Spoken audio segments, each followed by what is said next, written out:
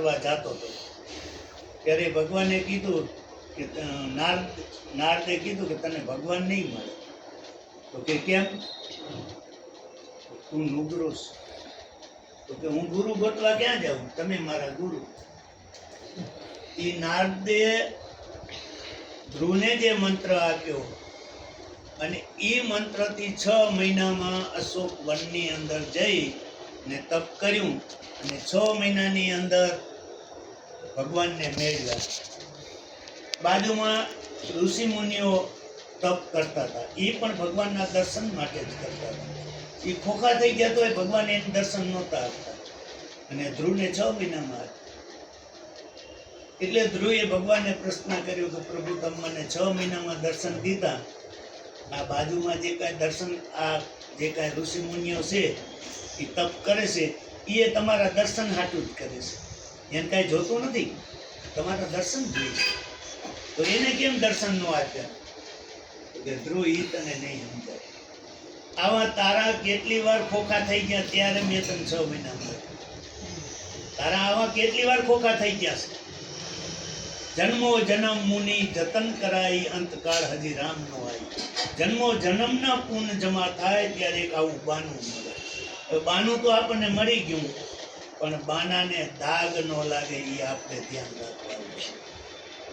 દાગ લાગી જાય ને પાછા ફેંકાઈ જાય. આ ભગવામાં ભગવાન છુપાયેલો છે. ના જાણે કે નારણ કિસ રૂપમાં મિલ જાય. ભગવાન કયા રૂપમાં આવે ક્યાં ખબર છે?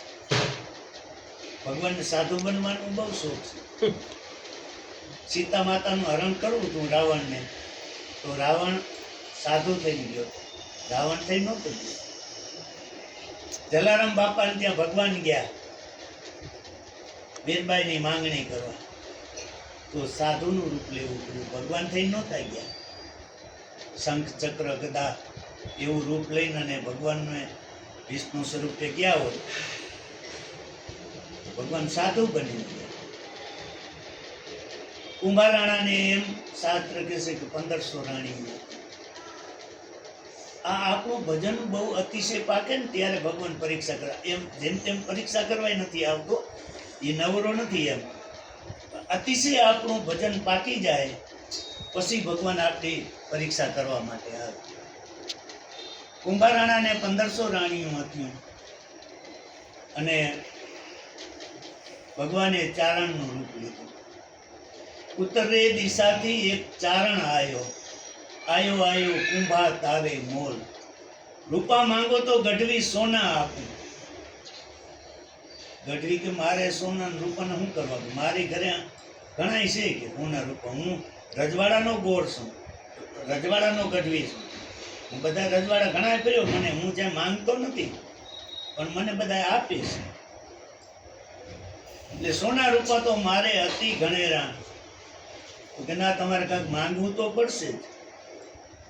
માંગવું તો કે હા તમારી રાણી એક દઈ દો, આટલી બધી રાણીઓ છે, મારી સેવામાં એક રાણી દઈ દો, તમારે શું ઓછું થઈ જાય.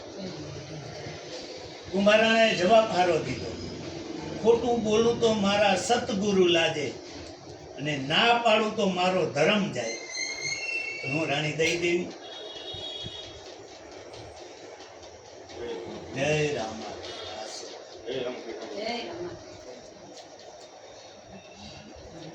ખોટું બોલું તો મારા સતગુરુ લાજે અને ના પાડું તો મારો ધર્મ જાય. કે અમારા 1500 મેલ છે, 1500 રાણીઓ છે મારે, આ 1500 મારા મેલ છે. એની અંદર જે કાંઈ કુંભા વગરની રાણી હોય એ તમારી, જાઓ. રાત પડીને સત્યે દીવડા પ્રગટાયા અને એક પછી એક બધાય મોલમાં જાય ત્યાં કુંભો ને કુંભાની રાણી. એ આવો ગઢવી આવો, સત્સંગ કરી આવો આવો આવો. જ્યાં જાય ત્યાં કુંભો ને કુંભાની રાણી, જ્યાં જાય ત્યાં કુંભો ને કુંભાની. 1500 મોલ ફરી આવ્યા તે હવાર કરી. હવારે ભગવાનને પગે લાગ્યો.